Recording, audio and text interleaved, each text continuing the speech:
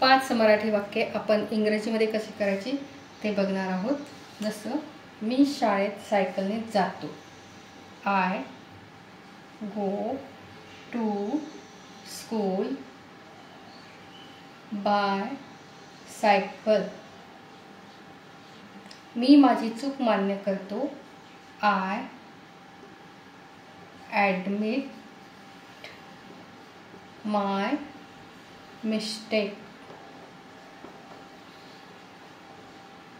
मी दररोज इंग्रजीच्या क्लासला जातो. I go to English class every day.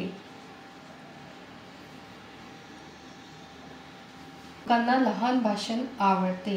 People like a short speech.